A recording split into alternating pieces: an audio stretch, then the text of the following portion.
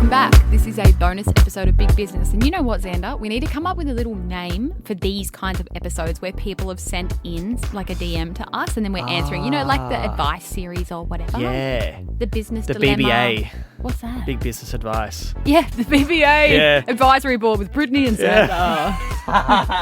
But it's not just for business, you know. If you're an employee or if you're wanting to start a business, you can send in your questions as well. If you've got a nasty co-worker, send us the in. tea. Tell us. Please. If you've got a workplace drama, like ask away. This is the BBA. We want to give you the advice, but also know the little the tea. yummy details. Okay, so we've got another message today, Xander. Yes. What does it say? So it says, "Hey Britt, I'm a big fan of the podcast." Thank you. And was wondering if you could offer advice. I'm an emerging designer with my own business that is completely self-funded. I have grown from using any spare income from my normal job, pouring that into the business, and now having the sales from my business fund the business itself. My question is, where the heck do I go from here? How do I keep scaling the business forward?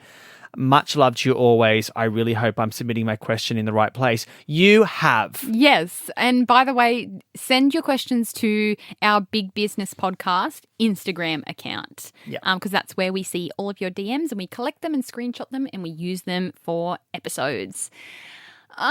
This is a really kind of hard question to answer. My name is a Kermit the Frog. Kermit the Frog here. Oh, Miss Piggy. This is hard for me to specifically answer without knowing the details of what kind of business that you have. But in the context of Fate, for example, you wouldn't have been making a shit ton of the money in the beginning that would completely self-fund the business. Like, I know you poured like 50 grand into it when you started. Yep. And that all came from your pocket. Yep. Now she's in the spot where she can actually pour all the money she's earning from the business to back into the business. Back into it. So like what are some steps you would have taken? My step from there, this is me assuming that she is still the only one working in the business because she hasn't mentioned if there's staff or anything. Yeah. I would say the next step there for your business is to keep ramping it up, whether that is hiring someone. And again, I don't know if you have the kind of business where you can just have someone come in and help, because I'll just use a reference of like someone who does like nails. You can't just have someone come in and help to do all the day-to-day tasks because you have to train someone a lot and they have to be like qualified or whatever. But like with me for Fate, it was hiring that first person to take some of the tasks off me so that they could keep the day-to-day stuff going, like packing the orders, processing returns, you know, writing stuff on our website in the product descriptions so that I could then focus on doing bigger picture things, which was going to, in turn, make the company more money. I could then focus more on the marketing, you know. My next suggestion would be whatever you are going to do, take it slow and don't make any huge jumps because you're feeling confident in this moment. It's great to see momentum in a business, and it's amazing that, you know, you were funding it from your outside job and now the business is kind of funding itself, which is a great position to be in. Be very careful with every step you take from here. And let's say, for example, the next step for you isn't hiring someone because they can't do what you do kind of thing. If you need to still be really hands-on with your designs, it would be, I guess, building your clientele. And again, this might be hiring someone that is going to build the clientele with and for you, whether that's through organic social media. Like, I'm not sure if you're looking for more clients. I don't know exactly how your business works, but it might be worth you investing some money into paid marketing if that's going to work for your business type, whether that's like Facebook ads or Google. You might want to take your social media to the next level. Again, I don't know what your business is or if it's suited to social media, but in saying that, every single business can benefit from being on social media. If you're wanting more eyes on your business, maybe this is the time where you invest more time of your own into your social media, or maybe you can have that first hire come in and they're going to work as a social media assistant. Maybe they've got a really good eye for content creation. You've got the eyes for the designs. Both of you could come together and work together to bring more eyes onto your brand through posting organically on Instagram and TikTok. I think that would be a great spot if you're wanting to grow and have more eyes on your business and maybe get new clients. And another point would be in your position. Again, it's really hard for me to answer without knowing exactly what your business is.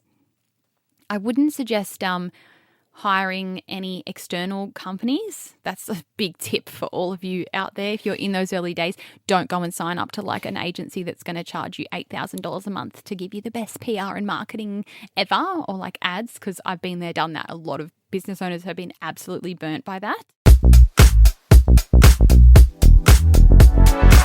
But they're like my main two things. Like if you're wanting to scale from where you are, you're obviously wanting to get more customers or clients, however your business is set up. And it's thinking about whether it's hiring an all-rounder to come and help you with the designs, if that works, but I know that's so specific, or hiring someone to come in that's going to help with your marketing to build your business bigger across paid media and organic socials. You might be able to explore working with content creators and influencers. That's another great way to get exposure again. You kind of got like a lot of options, but it's really hard for me to answer. I know I keep saying this without knowing the full context of your business. Can we like tap on her profile and see what it is? Yes. It is EO Shop, spelled EEYO .SHOP on Instagram. Can you show me the Instagram page for 1 second? Okay, I've got this all wrong. I thought you were like a freelance designer, but now that we've looked at your website, you're a clothing brand. I thought she was like a freelance graphic designer or something. So now I can answer this exactly from my own experience. Hire that first employee that's going to be the one packing your orders, that's going to be doing your emails, that's going to be doing your returns, so you yourself can focus more on the pieces that you're coming out with and your marketing. Another great hire for you will be that social media person. Let me go look just quickly at your TikTok and your Instagram. She's already doing great. Oh, and she's making it herself as well, sewing it by hand. I can see your sewing things at home. So again, that's a hard thing to hire someone to come and help when she's got the art of the craft with her hands. Yeah. My advice would be all of the above that I've said. Keep going with your organic marketing on Instagram and TikTok, which you're already doing from what I can see. Like you're doing making and packing orders on TikTok. I feel like you've already got the right idea. The next step for you, once you feel like you're nailing your organic social content, which you're already doing, I would just say do it more and more and more. Then you need to be looking into those paid ads, taking it to the next level, learning how to do meta ads if you don't already know. But make sure your organic social media is super, super strong before you start investing in paid ads. The thing with like running Facebook ads is what a lot of people get wrong, I believe, is just say you launch a brand and straight away you go to Facebook and Meta and you set up ads and you start spending money in hopes to get customers. People don't realize how much organic content plays a part in that and like your brand awareness in general. And when I do my ads, when I do my videos on my reels and stuff about my ads, people see how well our Fate ads perform and think, how are you getting these results? It's because we have such strong social media presence and brand awareness.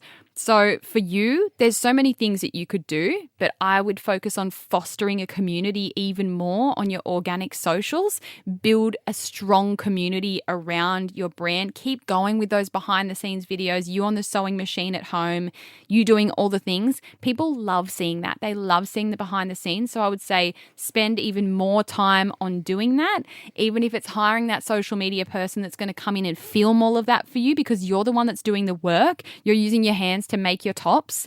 I would say do more of that and have someone else even edit and put all the videos together because I know how time consuming it is. The clothes are slay. Yeah. I'm just looking now. Sandy, you might they need to actually get a so top. Slay. No, they because I sometimes like buy women's clothes and wear them. It's like yummy. Like everything is yummy on here. And I can see on here you in some of your like marketing and stuff and photo shoots, you've actually got food with the clothes, which is so the Cool. thing right now. Yeah. Actually, we're going to get someone on the pod, Britt, and have a chat about the way food is used in marketing at the moment. Yeah. Love that. But yeah, I would say keep doing what you're doing. Keep posting that organic content on your Instagram and TikTok, especially TikTok, the behind the scenes, taking people on the journey. And if it's getting too much for you, because I know how hard it would be to be sewing all of your clothes and packing all the orders and then making all the content, have like a freelance social media person. Even if you're not ready to hire someone else, hire a freelancer to come in once every 2 weeks and just bulk film a heap of videos with you. Just anything that's going to take that time off you so you can focus on what you actually need to do. That would be my advice. But I think it's amazing that you are at where you're at in your journey right now. You've started this business whilst working another job. You've funded it to the point where it is. Now the business is paying for itself, which is amazing. And I think slow and steady wins the race. But you're doing bloody awesome. And just keep going, and don't forget to ask for help when you need it. That's a really important one as well.